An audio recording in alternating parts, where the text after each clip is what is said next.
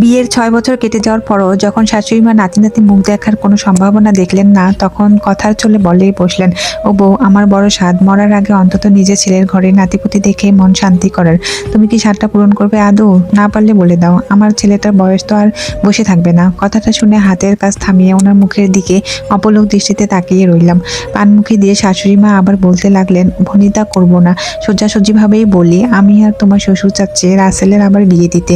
এতে তোমার আপত্তি থাকুক আর না। নিশ্চুপে বুকের ভিতরটায় তুমুল তোড়পাড় চলছে। টলমল করা চোখের পানি যখন আর আড়াল করা সম্ভব হচ্ছিল না, উঠে এসে ঘরের দুয়ার বন্ধ করে মুখ চেপে কাঁদতে লাগলাম। প্রিয় মানুষটার ভাগাভাগি কেই বা মেনে নেবে, আর নিজের অক্ষমতার জন্য কতদিন দাঁতে দাঁত চেপে উঠতে বসতে কথা শুনবে। রাতে রাসেল ফিরতেই হাত দুটো বুকে শক্ত করে চেপে ধরে বললাম, তোমার আরেকটা ভাগিদার আমি মানতে পারবো না। তুমি মাকে একটু বুঝিয়ে বলো না, আমরা একটা ছোট বাচ্চা না হয় দত্তক নিব, বাচ্চাটাকে নিয়ে সুখ শান্তিতে বাকি জীবনটা কাটিয়ে দিব। রাসেল হতবাক হয়ে নিজের হাতটা ছাড়িয়ে নিল। এই প্রথম তার কণ্ঠে রুক্ষতার আভাস পেলাম। উচ্চস্বরে বলে উঠলো, দেখো শিশির, নিজের বাচ্চার বাবা হওয়ার সুখ দত্তক নেওয়া বাচ্চার মধ্যে পাওয়া যায় না। তুমি এত স্বার্থপর হচ্ছ কেন?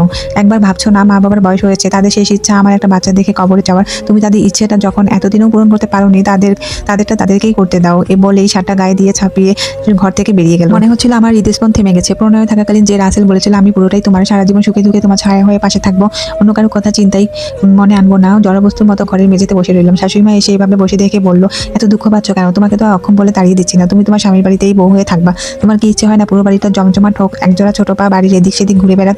উত্তরে কিছু বলতে পারলাম না, চোখ থেকে টপটপ করে পানি ঝরছে। হ্যাঁ, আমারও মাটিতে স্বাদ পাওয়ার অনেক ইচ্ছা। আমারও ইচ্ছে হয় কারো মুখ থেকে আদো আদো স্বরে মা ডাক। রাসেলের হাত পা জড়িয়ে ধরে বললাম, আমার এই কথাটা একটু রাখো, তারপর তুমি আর মা যা সিদ্ধান্ত নিবে তাতেই রাজি হবো। অন্তত আমাকে একটু শান্তি দেওয়ার জন্য হলেও একবার ডাক্তারের কাছে চলো। রাসেল একটু চুপ থেকে বললো, আমাদের পরিবারে এসব নিয়ম নেই, মা শুনলে রাগ করবেন। তুমি তো জানোই মা এসব ব্যাপারে ধাত্রী কবিরাজ ছাড়া কাউকে ভরসা করে না।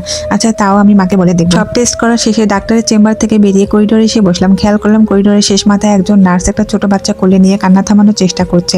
বাচ্চাটার কান্না শুনে ভীষণ লোভ হলো তাকে একবার কোলে নেওয়ার। ছুটে গিয়ে নার্সকে অনুরোধ করলাম, দয়া করে ওকে একবার আমার কোলে দিবেন।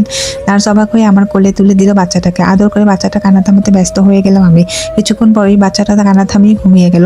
কপালে একটা চুমু দিয়ে বললাম, মাশাআল্লাহ, ভীষণ মিষ্টি দেখতে বাচ্চাটা। বাচ্চাটার মা কোথায়? নার্স দীর্ঘশ্বাস ফেলে বলল, পালিয়ে গেছেন। হকচকিয়ে উঠলাম শুনে। নার্স বাচ্চাটার মাথায় হাত বুলিয়ে দিতে দিতে বললেন, অবৈধ কিনা, লোকলজ্জা থেকে বাঁচার জন্য তার কাছে এর থেকে ভালো উপায় হয়তো ছিল না। টলমল চোখে বাচ্চাটার মুখের দিকে তাকালাম। ছোট নিষ্পাপ চেহারার মায়া কেউ কাটাতে পারবে? কেউ চেয়ে পায় না, কেউ পেয়েও চায় না। শাশুড়ি মা রেগে মেগে চেঁচিয়ে বলতে লাগলেন, শোনো বউ, নাম পরিচয়হীন কোনো বাচ্চাকে আমি এই বাড়িতে থাকতে দিব না।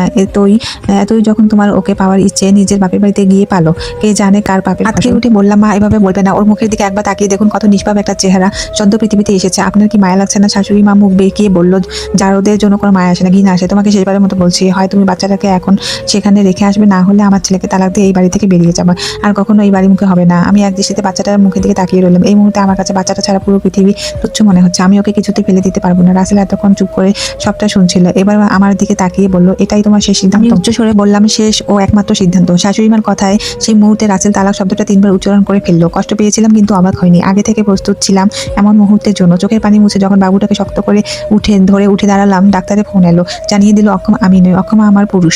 শাশুড়ি মা আর রাসেলের হাত হতাশা মাখা কালো মুখ আমার দিকেই তাকিয়েছিল।